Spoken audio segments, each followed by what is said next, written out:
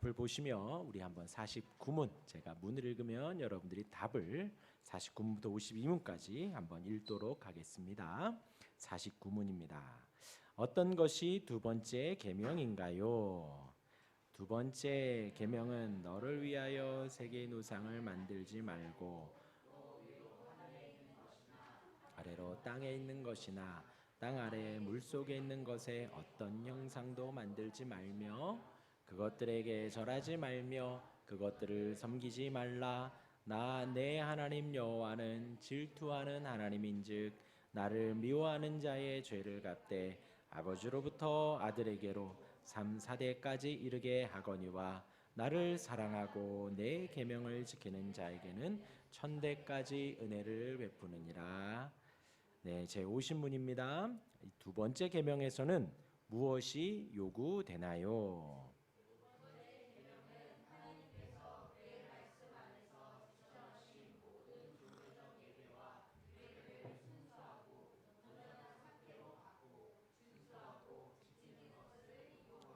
네, 51문입니다. 두 번째 계명에서는 무엇이 금지되나요?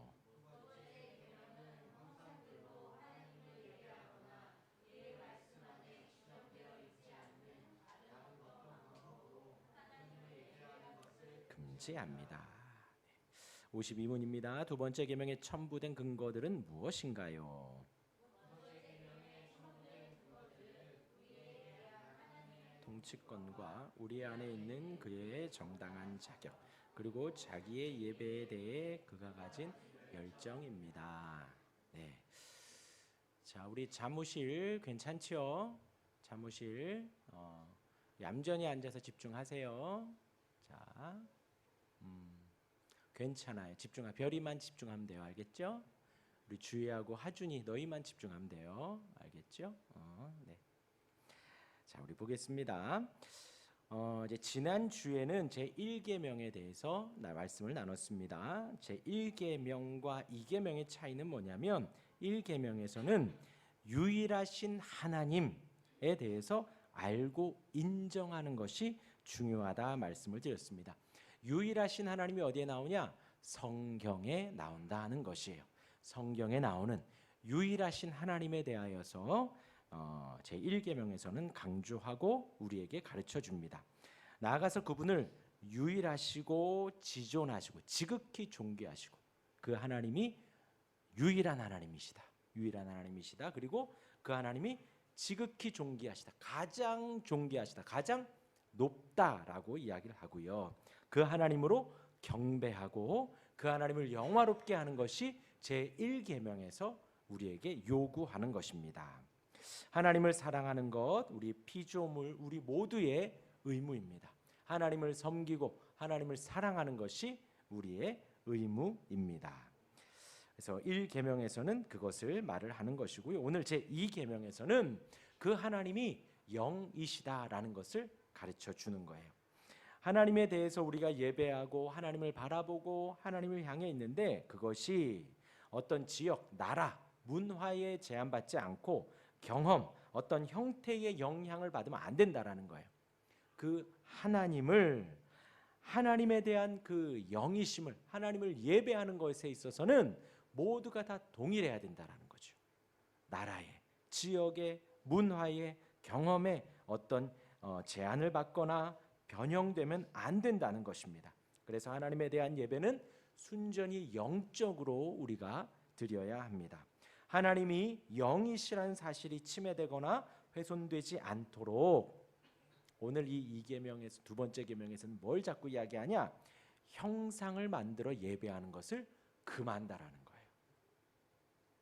하나님이 한 분이시라는 사실, 그것이 1계명이고 오늘 2계명에서는 영이시기에 영은 형상이 없습니다. 그러해서 형상을 만드는 것을 허락한다, 허락하지 않는다?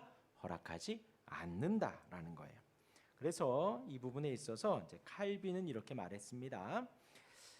하지만 나는 칼빈이 이렇게 말했어요. 하지만 나는 가시적으로 형상화한 모든 것이 불법이라고 생각할 정도로 미신적이지 않다. 미신적이지 않다. 그러니까 이제 형상한 모든 것이 이제 그것이 다 하나님을 뭐 폄훼하고 하나님을 무시하고 하나님을 형상화한 것이다. 그럴 정도로 미신적으로 본인이 막 이렇게 정죄하지는 않는다라는 거예요. 조각과 회화, 그림이나 조각 그런 것들은 하나님의 은사다라는 거죠. 하나님의 은사이기 때문에 나는 그 두 은사를 순전하고 합법적으로 사용해야 한다고 역설한다라는 거예요. 순전하고 순전한 마음으로 합법적으로 사용하는 것은 칼빈 본인이 생각하기에는 괜찮다라는 거예요. 조각하고 그림을 그리는 것. 그런데 칼빈이 강조하는 것은 뭐냐? 우리가 하나님의 형상을 만드는 것을 불법이라고 여기는 것은 지금 이제 오늘은 그 형상에 대하여서 그것이 불법이다라고 계속 이야기할 거거든요. 형상이 만들어지는 것에 대해서 그것은 하나님이 지금 이 계명에서 친히 금하셨기 때문이라는 거예요. 하지 말아라. 하나님을 형상화하는 것 자체가 어느 정도 하나님의 영광을 훼손할 수밖에 없기 때문이라는 것입니다. 무슨 말인지 모르겠죠? 네. 아무튼 지금 이 계명에서 모든 형상과 그림과 그려진 모든 것은 하나님이 하지 말라고 했다라는 거예요. 자, 이제 그리고요 또 하나만 더 제가 인용해서 말씀드릴게요. 제가 이제 참고하는 책에 이제 소교리 문답 강해 알렉산더 화이트가 이제 쓴 것에 2010쪽에 나와 있는 것을 제가 한번 읽어드리겠습니다. 그 형상화하는 것에 대해서 이 사람이 좀 글을 썼는데요. 어떻게 썼느냐? 사람은 원래 참과 거짓을 구별할 수 있도록 지음받았다라는 거예요.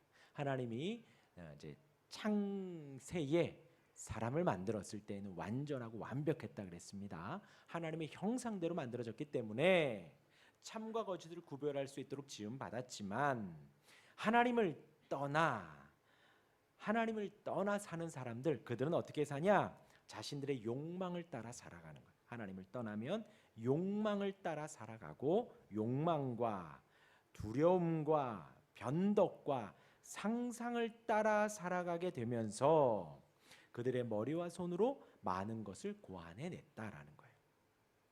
하나님을 떠난 인생이 욕망에 가득 차 있어서 형상을 만들고 하나님을 떠난 인생이 두려움 가운데 살기 때문에 형상을 만든다는 거예요. 또 변덕과 상상을 따라 살아가기 때문에 그러한 형상을 만들어냈다라는 거죠. 해와 달과 별은 상징이 아니라 신으로 여겨졌다. 그냥 상징으로서 해와 달과 별들을 만드는 것이 무슨 문제가 있겠는가? 그런데 사람들은 하나님을 떠난 사람들은 그 해와 달과 별들을 신으로 여겼다라는 거죠. 뭐 저와 여러분들도 다 동의합니다. 우리나라도 해와 달과 별들을 섬겼으니까 지금도 우리나라의 섬들에서는 이 해와 달과 별들을 더 많이 숭배하고 있죠. 되게 간절하게 배를 타고 나갈 때 뭐 할 때마다 이렇게 빌고 있죠. 또 강 또한 신격화 되었다. 이때 당시 나일강이 이들의 젖줄이었습니다. 어미였습니다. 모든 음식이 나일강에서부터 나오기 때문에 강 또한 신격화되었고요. 짐승과 새, 물고기와 파충류 모두 경배의 대상이 되었다. 나무나 산꼭대기는 점차 신성하게 여겨져 신탁을 받는 곳들이 되었고 나무하고 산꼭대기가 신성화되었대요. 하민이는 뒤로 가고 저희도 이제 산에 가면 그런 게 있습니다. 그렇죠? 신격화되어서 그 앞에서 여기 멀지 않은 곳에 많이 있어요. 여기 가면 나무에 막 치렁치렁 뭔가 이렇게 달고 또 저 높은 곳으로 올라갈수록 더 뭐 신과도 가까워진다 해서 뭐 이렇게 산 이렇게 차로 가다가 보면 모든 무속 행위를 금지합니다라는 현수막이 어렵지 않게 볼 수가 있습니다. 그렇죠? 그래서 나무나 산꼭대기가 점차 신성하게 여겨졌습니다. 신탁을 받는 곳이 되었지요. 또 빛과 어둠도 신으로 추앙되었죠. 이 모든 것이 다 무엇 때문에요? 욕망 때문에, 두려움 때문에, 상상으로 만들었다라는 거예요. 또 불도 그렇게 신으로 추앙되고 죽은 자들의 세계도 마찬가지로 이렇게 신으로 추앙이 되었다는 거죠. 단순히 속성이나 작용에 불과한 것들이 별것 아니라는 거예요. 그 속성 때문에 그런 현상이 일어나고 또 어떤 작용 때문에 이런 일들이 일어나는데 우리가 보기에는 저게 어떤 신적인 능력을 발휘하나, 저것이 지금 뭔가 능력을 발하고 있나 하여 신격화했다라는 거죠. 그런 작용에 불과한 것들이 사람들의 탄원과 예배를 받는 신으로 취급되었다라는 거예요. 죽음은 그 자체로 신격화되어 죽음의 신을 기리기 위해 끔찍한 인신제사도 드려졌다라는 거예요. 다산도 말하기조차 부끄러운 제의를 통해 숭배되었다. 많이 낳는 것도 숭배가 되었다라는 거죠. 뭐 이 사람, 이게 알렉산더 화이트라는 외국 사람이 있었지만 우리나라도 이러한 것들이 충분히 있기에 충분히 공감이 됩니다. 이런 형상화하고 우상을 섬기는 것들이 하나님을 떠나 자신들의 욕망과 두려움과 변덕과 상상을 따라 살아가게 되었다라는 것입니다. 그래서 이런 신격화하는 것, 형상화하는 것을 금해야 한다라는 것을 말을 하고요. 또 이제 형상을 왜 자꾸 만드는가 좀 생각을 해봤을 때 이제 우리가 되게 연약하게 생각을 하는 거예요. 형상을 보고 있는 게 기도에 도움이 된다라고 우리가 여겨요. 좀 이따가 또 십자가에 대한 것도 이야기하겠지만 십자가도 우리가 우상시하기도 합니다. 또 특정한 신이 형상 속에 임재해 있다라는 신비한 관점도 있다라는 거예요. 형상 안에 신이 이렇게 임재해 있는가라기도 하죠. 또 물질로 만들어진 형상 자체가 신이라는 어떤 그런 생각을 하기 때문에 형상화하고 신격화하는 그러한 오류를 범하게 됩니다. 그래서 이제 제가 본 책에 이렇게 나와 있어요. 교황주의자들, 그러니까 로마 카톨릭을 말하거든요. 그들이 제2계명이 분명히 성경에 이렇게 기록되어 있는데도 불구하고 이 자연스럽고 분명한 의미를 잘 알기 때문에 10계명을 인용을 할 때에 신자들을 가르칠 때에 이 2계명을 통째로 뺀다고 그래요. 제가 확인해 보진 않았지만 제가 인용한 책에 이렇게 나와 있답니다. 그래서 교황주의자들이 이 2계명을 가르치지 않는다는 거예요. 그들은 지금 그렇게 형상화해서 그 앞에서 기도를 하고 있기 때문에 마리아상이나 또 십자가에도 거기에는 예수님의 형상이 담겨져 있죠. 그런 형상 앞에서 기도를 하는 거예요. 그것이 아까 말한 대로 형상이 기도에 도움이 된다.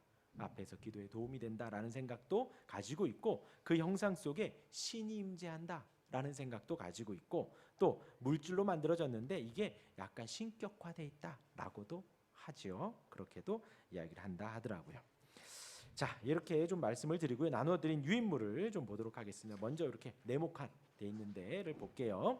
그 2계명에서 말하는 의무와 금지에 대하여서 이 부분이 이제 지금 나눠드린 그 네모칸은 대교리 문답에 나와 있는 것들을 좀 나누도록 하겠습니다. 먼저 이제 의무 쪽을 보면요, 이제 별표로 돼 있죠. 첫 번째 거 이렇게 한번 쭉 보도록 하겠습니다. 여러분들 나눠드린 종이에요. 안에 그 유아실도 종이를 참고하셔요. 네. 첫 번째 하나님께서 시작. 하나님께서 그의 말씀 가운데 제정하신 종교적인 예배와 규례를 받고 준수하고 순수하게 완전히 지키는 것. 네. 이제 우리가 예배에 대하여서 이 규례에 대하여서 순수하고 완전하게 지키라는 것입니다.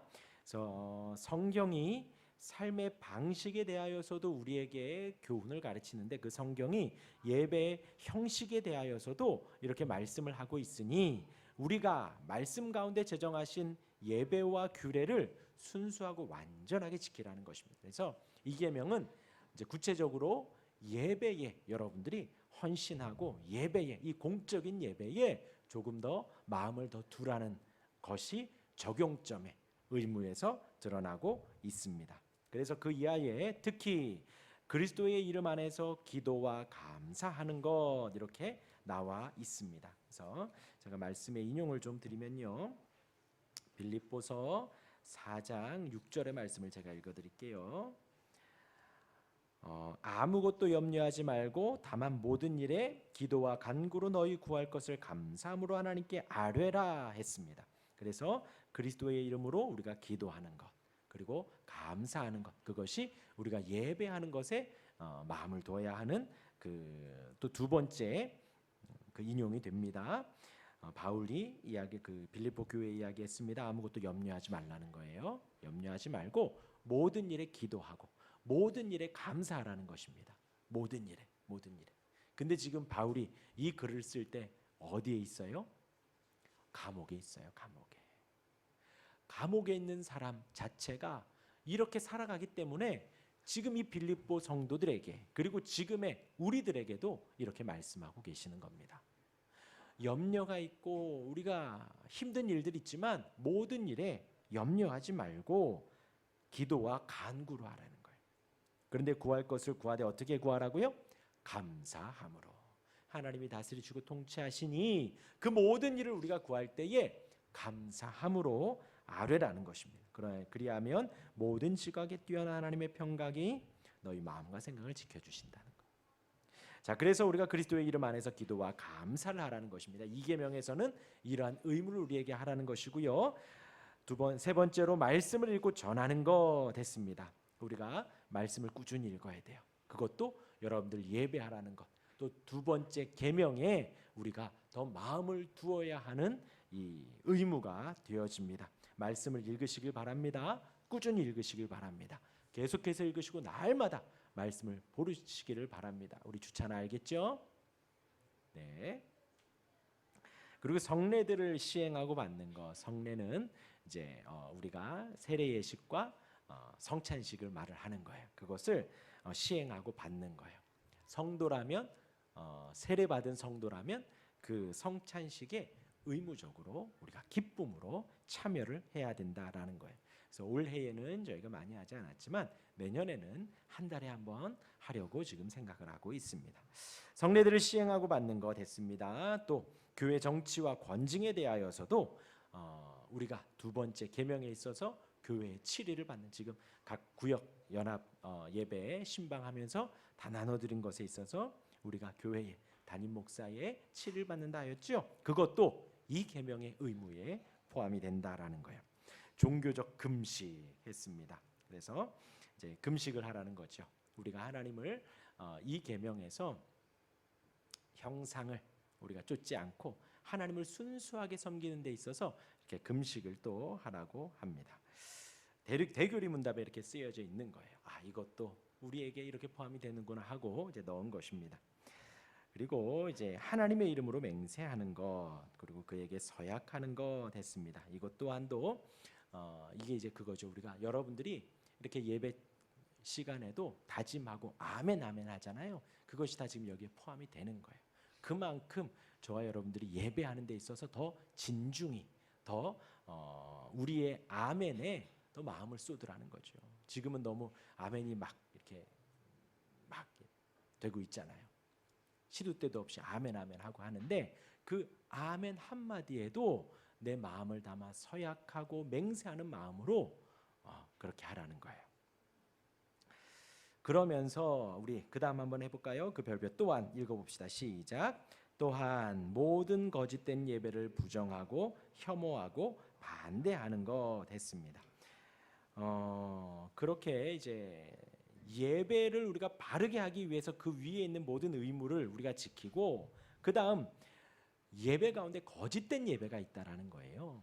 하나님의 영광을 나타내지 않고 하나님의 이름이 드러나지 않고 하나님의 영광 받지 않고 하는 모든 거짓된 예배들, 그것을 우리가 부정하고 그 모든 것을 우리가 혐오하는 거예요. 그래서 통일교 예배 영상이 이렇게 있었어요. 통일교 예배 영상이 있는데 그 가운데에는 그 참부모라고 해서 문선명과 한학자의 사진이 그 예배당 한가운데 다 크게 게시되어 있습니다. 그리고 그 앞에 맹세를 하고 그 앞에 예배를 하는 거예요. 그것이 바로 거짓된 예배죠. 제가 이제 극단적으로 2단의 예배를 말씀을 드렸지만 우리 안에서도 하나님이 영광 받지 않고 사람이 높임을 받거나 사람이 추앙을 받거나 사람이 찬양을 받는 모든 예배는 우리가 부정하고 혐오하고 반대해야 된다는 거예요. 이 예배는 하나님께 드려지고 하나님을 높이고 하나님을 증거하고 하나님의 말씀이 드러나야 한다는 거예요. 그래서 우리의 모든 예배의 중심에는 뭐가 있어요? 말씀이 있죠. 말씀이. 이 말씀이 오롯이 드러나고 이 말씀이 순수하게 드러나는 하나님이 드러나는 예배가 온전한 예배이지, 그 외에 다른 것들이 드러나는 예배는 모든 거짓된 예배가 되는 것입니다. 그것을 단순히 이러는 게 아니라 저와 여러분들이 적극적으로 부정하고 혐오하고 반대해야 된다는 거예요. 그리고 이제 마지막, 그리고 각자 한 사람의 지위와 사명에 따라 그것들과 모든 거짓된 예배와 모든 우상 숭배의 기념물들을 제거하는 것 됐습니다. 그러니까 이제 성도라면 아까 말씀드린 대로 거짓된 예배를 부정하라 그랬죠. 그런데 그것에 있어서 우리가, 저와 여러분들이 할 일이 무엇이냐면 각자 위치와 사명에 따라서 하는 거예요. 여러분들의 위치에 따라서. 그러니까 우선 내 자신이 거짓된 예배를 부정하고요, 혐오하고요, 반대합니다. 그리고 여러분들 허락되어진 가정 안에서 여러분들의 가족 구성원들이 만약 이러고 있다면 그 지위와 사명에 따라 그것들을 제거해 가는 거예요. 하나씩 하나씩. 만약에 남편이 그렇다면, 아내가 그렇다면 설득하고 가르치고 말하고 기도하며 집안에 있는 모든 것들을, 또 여러분들이 어느 사회적 위치에 있다면 그 가운데에서 할 수 있는 한 모든 가운데에서, 그래서 만약에 군 장병들이 같이 예배할 수 있다면 그렇게 할 수 있도록, 하지 않도록 이제 할 수 있는 어느 정도 위치가 있다면 그 위치 안에서 하라는 거예요. 위치 안에서. 굳이 막 이렇게 하지는 않지만 내가 할 수 있는 범위 안에서 하라는 것이 이 의무의 마지막에 이렇게 포함이 됩니다. 모든 거짓된 예배에 우상 숭배의 기념물들을 제거하라라는 것입니다. 그리고 이어서 이제 금지로 넘어갑니다. 금지로. 네. 우리 온라인 보시는 분이 몇 분이 계실지 모르지만 현장으로 오셔야 됩니다. 그래야 이 종이를 드립니다. 네. 우리 금지로 말씀을 드리면요. 우리 첫 번째 한번 읽어보겠습니다. 시작. 하나님께서 친히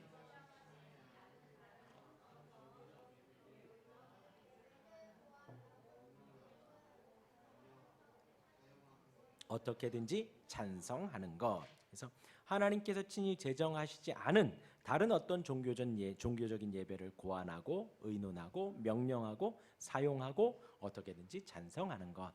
이게 이제 천주교에서는 뭐 칠성자라 그래가지고 뭐 그런 게 있다 그러더라고요. 결혼할 때, 뭐 태어날 때, 뭐 어떻게 할 때, 어떻게 할 때, 어떻게 할 때, 그래가지고 그런 것들이 있는데 그런 거 하지 말라는 거죠. 성경에 나와 있으면 나와 있는 대로만 우리가 하라는 것입니다.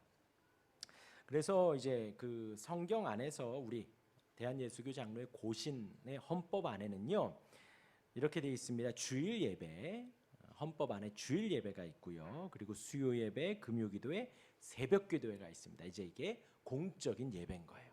저와 여러분들이 이 예배는 성도라면 마땅히 드리는 것입니다. 그리고 이제 감사일 해가지고 우리의 모든 절기들이 있죠. 그 절기들이, 저희 여러분들이 이제 착각하면 안 되는 것이, 부활절이 부활하셨기 때문에 그날은 되게 부활이 막 그날만 그 예수님의 부활이 막 드러나고, 추수감사절은 감사하니까 그날만 감사가 막 드러나고, 이제 좀 있으면 성탄절인데 성탄절이니까 성탄절에만 성탄이 막 드러나고, 그런 어떤 절기적인 미신적인 그게 신적인 뭐가 있는 것이 아니다라는 거예요. 그 모든 것들은 뭐라고 표현하냐? 감사일이라고 우리가 기념일로, 감사일로 그날을 제정한 거예요. 그래서 부활절도 부활 감사주일이라고, 부활 감사 예배를 우리가 드리는 겁니다. 그리고 우리의 모든 주일은 부활 주일이에요. 예수님이 십자가상에 돌아가시고 3일 후 그날이 바로 부활하신 날이죠. 그 부활하신 날을 우리가 기념해서 지금 주일 예배를 드리고 있는 것이지요. 그래서 모든 주일이 다 부활 주일이에요. 매 주일 우리는 부활을 감사하고 기뻐하고 즐거워합니다. 그러나 그날 한날을 정해서 부활 감사 예배를 우리가 기념하여 드리는 거죠. 성탄절도 마찬가지죠. 우리가 매일 1년 365일 예수님의 이 땅에 오심을 성육신하신 날을 우리가 감사하며 드리는 거예요. 그러나 그날 중에 하루를 우리가 감사하며 드리는 것입니다. 그리고 이제 성령 강림절 해서 오순절을 또 그렇게 하기도 하고요. 또 맥주에서 한 6월쯤에서 맥주 감사주의를 또 지키기도 하고, 또 추수 감사주의를 또 지키기도 합니다. 그런 감사 절기들을 할 수도 있고, 또 교회의 형편에 따라 감사일을 제정하여서 할 수도 있다. 이렇게 헌법에 이렇게 제정을 해놨어요. 이 모든 것이 하나님의 영광이 드러나고 하나님의 이름이 나타나고 하나님의 그 성품이, 하나님의 능력이 드러나는 그 한도 내에서 우리가 하는 것입니다. 그런데 이렇게 친히 제정하시지 않은 다른 어떤 종교적 예배를 고안하고 의논하고 명령하고 사용하고 어떻게든지 찬성하는 것, 그것을 하지 말라는 것입니다. 이것 외에는 다른 예배는 우리가 하지 않는 것입니다. 아시겠죠? 그 다음 두 번째, 시작. 우리 마음속으로나 겉으로 보이는 다른 어떤 형상 혹은 다른 어떤 피조물과 닮은 것으로 삼위 형상으로 만드는 것 됐습니다. 이것을 하지 말라는 것입니다. 그래서 뒷면에 보면 조금 더 구체적으로 나오는데요. 뒷면에서 좀 더 이야기를 하고요. 또 이제 세 번째 별표 읽겠습니다. 시작. 그 형상을 예배하는 모든 것, 그 형상 안에서 하나님을 예배하는 것, 혹은 그 형상을 가지고 하나님을 예배하는 것, 이런 것 하지 말라는 거예요. 아시겠죠?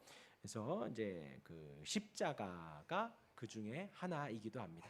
우리가 이제 예배당 바깥에 십자가를 건 것은 여기 교회에 있습니다라는 의도로 걸은 것이지, 저 십자가 앞에 경배하고 예배하고 기도하라고 한 것이 아닙니다. 아시겠죠? 그리고 저와 여러분들도 이제 예배당에 딱 오면 뭐 십자가 불 켜져 있는 것이 내 마음을 편안하게 합니다. 사실 그것도 옳지는 않다는 거예요. 그래서 이제 십자가를 없애는 추세 가운데 있습니다. 그러하기도 하다라는 것이 이제 뒷면에 이제 좀 더 이야기를 하고요. 그래서 십자가는 예수님이 우리를 죄에서 구원하시려고 피 흘려 죽으신 형틀일 뿐인 거예요. 형틀일 뿐이지 그것이 십자가 자체로 어떤 효력이, 능력이 있는 것은 아니다라는 거예요. 그래서 어떤 효력과 능력을 가지고 나온 영화가 있죠. 뭐죠? 이 물러가라 막 그러잖아요. 그렇죠? 아니라는 거예요. 여기 이빨 이렇게 나온 있잖아요. 거기서 이제 발단이 돼서 이게 무슨 능력이 있는 것처럼, 또 그런 어떤 뭐 이렇게 퇴마하는 영화들에서도 이런 것이 막 등장하긴 하는데, 그 십자가가 형상 자체가 능력이나 그런 것이 없다라는 거예요. 효력은 없다라는 거예요. 없다라는 거예요. 예수님이 우리의 죄를 구원하시려고 피 흘려 죽으신 형틀일 뿐이지 그것이 어떤 능력이나 효력이 있는 것이 아니다라는 것입니다. 그다음 네 번째 별표, 시작.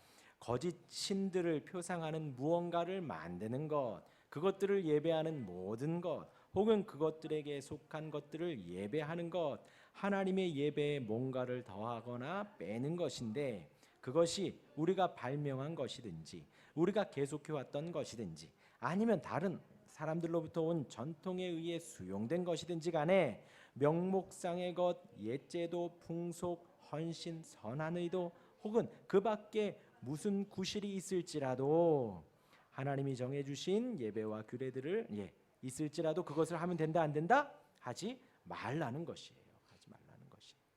그래서 이제 뭐 추도 예배가 사실 이게 비슷한 거예요. 이제 제사를 교회에서 하지 말라고 하니까 제사 비슷하게 상은 다 차려놓고 그 앞에서 이제 예배를 한다라는 것인데, 전혀 그것은 옳지 않습니다. 옳지 않습니다. 그냥 어떤 그런 기일이면 모여서 그분을 우리가 기념하고 같이 추억하면서 나누는 것, 그리고 오늘까지 그분의 자손 형제 자매를 지켜주신 하나님께 감사하고 식사 한 끼 하는 것, 이 정도로 우리가 봐야지 그렇게 이제 뭐 추도 예배라는 표현 자체도 사실 옳지는 않습니다. 그래서 옛제도 풍속과 이렇게 결탁해서 다른 무엇인가 새로운 걸 예배를 만들어내는 것은 옳지 않다라는 것이에요. 그리고 하나님이 정해주신 예배와 규례들을 매매하고 모독하고 소홀히하고 경멸하고 반대하고 방해하는 것 다 하면 안 된다는 거예요. 우리의 예배를 매매하면 안 되고요, 모독하면 안 되고 소홀히 하면 안 된다는 것이 아시겠죠? 수요 예배 나오신 여러분들 금요 기도에도 오시길 바랍니다. 새벽 예배도 있습니다. 요즘 새벽 예배 너무 좋아요. 아시겠죠? 우리 나비가 왔는데 아우 좋더라고요. 전능하사 천지를 만드신 하나님 아버지를 내가 믿사오며 하는데, 하나님이 온 세상이 만드셨는데 우리 식물들 같이 예배하신다. 나비도 물론 첫날이라 여기 들어오지 못했어요. 부끄러워서. 근데 그러니까 새벽 예배 오시길 바랍니다. 네. 그렇게 이제 예배에 게으르지 말고 예배에 반대하지 말고, 우리 나비가 예배한다는 게 아니고 나비는 다른 목적이 있어서 왔죠. 예배 후에 산책을 하기 위해서 왔습니다. 뭐 오해하지 마세요. 네, 새벽 예배 나오시면 좋습니다. 새벽에 기도하기 좋고요. 네. 그래서 그 모든 예배를 경멸하고 방해하고 반대하는 모든 것들을 금지하고 있다는 거예요. 금지. 그래서 예배를 저와 여러분들이 온전히 드리고 잘 드려야 한다는 것입니다. 우리 뒷면 보시면요, 빨리 보고 마치도록 하겠습니다. 이 계명과 관련지어 생각할 문제 해서 형상의 문제입니다. 눈으로 한번 따라가 보세요. 우리 한국 기독교는 아무래도 형상의 문제에 대해서 고칠 점이 많을 것 같습니다. 어렸을 때부터 특히 주일학교에서 성부 하나님을 어떤 모습으로요? 할아버지 모습으로, 성자 예수님을 흰옷 입고 수염난 인자한 아저씨의 모습으로, 성령님을 불꽃이나 비둘기로 이렇게 막 그려서 보여주었다라는 것이죠. 즉 눈에 보이는 형태로만 배워왔기 때문에 아무래도 그렇게 배운 형상들이 순식간에 떠오른다는 것이지요. 그런데 이 이계명에서는 그런 것조차 금지하고 있습니다. 우리는 앞으로 이 문제에 대해서 쉽게 자유롭지는 못하다는 것. 지금 우리 교회 안에서도 이런 일들이 너무나도 있기 때문에 그런 것들을 우리가 하나하나씩 이렇게 좀 제거해 가야 합니다. 일례로 드리는 것이 그 영화가, 예수님 고난 받으시는 영화가 있잖아요. 그것을 이렇게 딱 보고 그렇게 했구나 그냥 넘어가셔야 되는데, 그게 너무나도 우리 그 마음에 확 남는다는 거죠. 근데 그것이 중요한 게 아니라 그 다음 우리가 예수님의 고난에 대한 장면 사복음서에서 볼 때에 우리는 무궁무진한 상상력으로 하나님이 주신 은혜 가운데 그 장면들을 말씀으로 보며 더 깊은 감동으로 갈 수가 있는데, 우리는 그 영상만을 떠오르게 된다는 거예요. 단순히 이것처럼. 제가 하나님 아버지의 사랑을 이야기할 때에 성경에 나와 있는 정말 풍부한 하나님의 사랑을 우리가 오감으로 느껴야 하는데, 단순히 우리는 여기 말한 대로 할아버지 모습으로 그냥 탁 떠올리고 만다는 거예요. 어떤 아저씨 모습으로 예수님을 탁 떠올리고 만다는 거죠. 불꽃과 비둘기로 성령 하나님의 어떤 모습을 그런 형상 하나로 탁 생각을 한다는 거예요. 그런 것에 있어서 저와 여러분들이 이제 신앙생활 해가며 꾸준히 제거해가고 말씀 안에 순수하게 성부 삼위 하나님을 우리가 받아들여야 합니다. 두 번째 단락이요, 하나님께서는 1계명에서 말씀하신 것처럼 오직 하나님만을 예배하기를 원하십니다. 아울러 2계명에서는 우상으로 드려지는 예배를 전적으로 거부하십니다. 그러나 우리 인간은 어떻게든 눈으로 보기를 원하는 것 같습니다.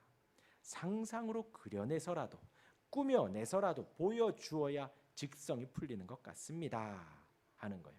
그래서 마지막 줄이요, 그래서인지 우리는 어떻게든 삼위일체 하나님까지도 눈으로 확인하기를 좋아한다는 거예요.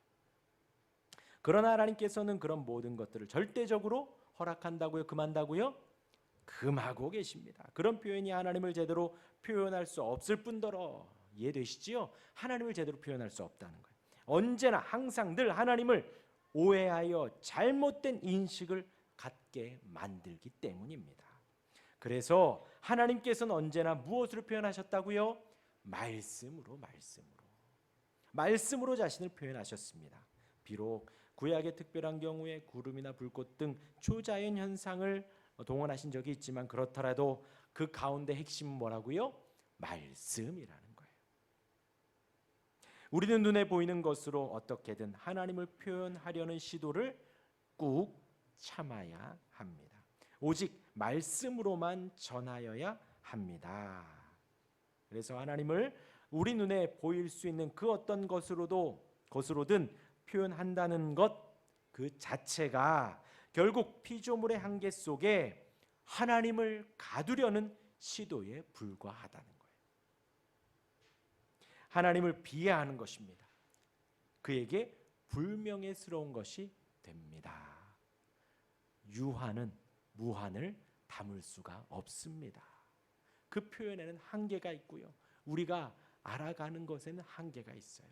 그러나 임마누엘 우리와 함께 하시는 성령 하나님은 그 하나님을 말씀 가운데 우리에게 무한하게 알려주실 수 있어요. 말씀을 통하여 우리에게 풍부하게 알려주실 수 있습니다. 성령께서요. 예배 형식의 문제는 집에 가서 한번 꼭 읽어보시길 바랍니다. 하나님은 영이신 예배한 자가 영과 진리로 예배할지니라 했습니다. 그래서 우리는 영으로 예배하고요, 진리로 예배합니다. 하나님의 말씀으로 예배하고 성령으로 예배합니다. 성령은 하나님은 우리 눈에 보이지 않습니다. 아시겠죠? 그렇게 예배하는 하나님을 온전히 순전히 예배하는 우리가 되기를 바랍니다. 방금 읽어드린 것은요, 득강 소요리 문답 70, 72, 72, 70, 71, 72페이지에 기록되어져 있습니다. 제가 인용을 했고요. 우리 찬양하고 기도하겠습니다. 우리 충만